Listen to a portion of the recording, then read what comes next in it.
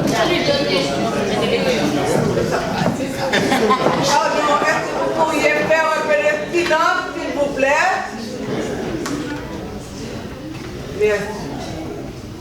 Directeur a dit qu'on y a pour parce que vous avez une question, nous n'y avons pas de patience. Donc, l'élément de réponse. Est-ce qu'il y a des partenaires internationaux qui ont accès aux données qu'on a pu collecter à partir de Comcare? Je dirais oui et non. Oui, dans la mesure où la mise en œuvre des programmes, le FAES le fait en collaboration avec des partenaires locaux et internationaux. Donc à ce moment-là, pour leurs zones d'intervention spécifiques, donc les informations qui sont collectées sur les bénéficiaires, chaque partenaire a accès aux informations qui sont liées dans la zone où il intervient. Cependant, est-ce qu'un partenaire international autre que ceux avec lesquels nous intervenons, bien l'ONG, peut juste venir au FAES et nous demander de lui communiquer des bases de données sur les bénéficiaires? Non. On n'est pas habilité à le faire et c'est pour ça qu'on essaie tellement, qu'on tient tellement à la possibilité que le système de base de données puisse être interopérabilisé avec le CIMAS, parce que le ministère des Affaires sociales, c'est un ministère régalien. Il fait partie déjà du conseil d'administration du FAES. Donc, une fois qu'il y aurait un cadre légal, etc., établi, donc le ministère a beaucoup plus de latitude que nous à ce niveau-là. Donc, c'est pour dire que oui et non. Mais effectivement, nous avons toute une base de données sur beaucoup d'opérations que nous mettons en œuvre au fur et à mesure, qui a pour nous beaucoup d'importance parce que ça nous permet d'avoir plus de transparence, d'éviter les doublons, la traçabilité au moment où nous faisons les audits et les audits d'assurance raisonnable. Donc, ça a beaucoup d'intérêt pour nous, mais nous pensons que toutes ces bases de données seront encore beaucoup plus utiles, d'autant plus que nous comptons partir du CIMAS. Donc, à ce moment-là, c'est une façon pour le CIMAS d'avoir un retour également automatique par rapport aux différentes interventions qu'on a faites et sur la base des enquêtes qu'ils ont initialement réalisées. Concernant l'intérêt de la connexion de Comcare au CIMAS. Donc, au FAES, la connexion de la plateforme Comcare, qui est largement utilisée pour le ciblage, la collecte des données sur les bénéficiaires, le suivi des projets d'assistance et de protection sociale. Et donc l'intérêt de cette connexion au CIMAS est vraiment un sujet de réflexion pour nous. Parce que nous pensons que cette intégration permettrait, premièrement, d'harmoniser les référentiels et les formats de données. Donc, d'améliorer l'interopérabilité entre les deux systèmes qui sont utilisés par différents acteurs intervenant dans la protection sociale et humanitaire, renforcer le suivi et la traçabilité des interventions auprès des populations vulnérables et surtout réduire aussi la duplication des efforts en matière de collecte et de gestion de données. Cependant, nous avons conscience que plusieurs défis restent à surmonter pour permettre cette intégration efficace. Donc, nous pensons que cela nous amène aussi à parler, en termes d'effet, du manque d'harmonisation entre les systèmes et les programmes mis en œuvre dans le passé. De point de vue spécifique pour le FAES, mais également de manière générale. Donc nous avons cinq principaux points que nous appelons des leçons, qu'on peut considérer comme des leçons tirées.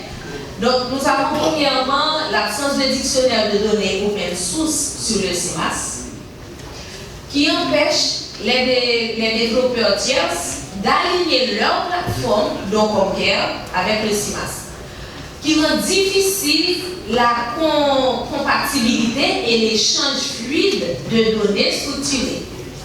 Deuxième grand point, en termes de leçons tirées, c'est la limitation de la traçabilité des bénéficiaires à travers les programmes. Effectivement, sans identifiant unique, je pense que tout à l'heure, ce point a été évoqué. Donc, sans identifiant unique partagé, et système de suivi intégré, il devient impossible de savoir si une personne a reçu une assistance antérieure ou si elle est doublement servie par différents programmes. Donc, comme troisième leçon, on a le manque de documentation sur les assistances fournies. Donc, absence de registre consolidé qui permet de répondre aux questions. Qui a reçu quoi? Donc, qui a été assisté? Quoi? Quand? Où? Et par qui?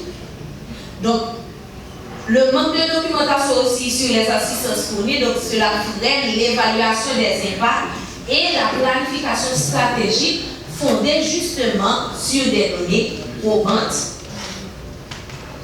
Quatrième leçon tirée, c'est l'absence de plateforme de partage de données unifiées. On est pas mal à intervenir dans le secteur.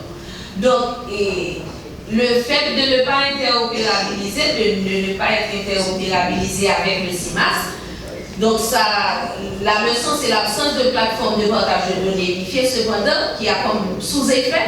Donc, on a des données segmentées par organisation et par programme. On n'a aucune vue consolidée sur l'ensemble des interventions par territoire ou encore par ménage bénéficiaire. Comme cinquième leçon, donc ça fait partie on a le manque de mécanismes de sécurité pour le partage des données. Donc, encore une fois, tout à l'heure, que ce soit à travers l'intervention de Wani ou l'intervention de Jones, on a évoqué certains éléments que nous allons ici aussi évoquer, qui est la nécessité de définir des protocoles de confidentialité, d'accès et de sécurité. Donc, par exemple, la création de comptes pour les intervenants autorisés, de manière à ce qu'ils puissent soumettre ou extraire des données à partir du CIMAS. Ensuite, le besoin d'un cadre légal et technique, justement pour l'échange sécurisé des informations sensibles. Parce que, par exemple, des informations sur l'identité des gens, ça ne peut pas courir les rues, il faut bien qu'il y ait certaines règles, qu'il y ait des principes qui puissent établir la façon de faire. Donc, tous ces éléments de réflexion, ces leçons tirées, qui sont aussi des défis en même temps, donc nous ont amenés à proposer, à faire ces recommandations qui sont au nombre de 5. D'abord, c'est l'élaboration, donc élaborer et publier un dictionnaire de données CIMAS en open source, aligné sur des standards internationaux, comme par exemple HXL, YATI, etc. Mettre en place un identifiant unique des bénéficiaires, tout à l'heure, Ronnie en a parlé, interopérable entre les systèmes.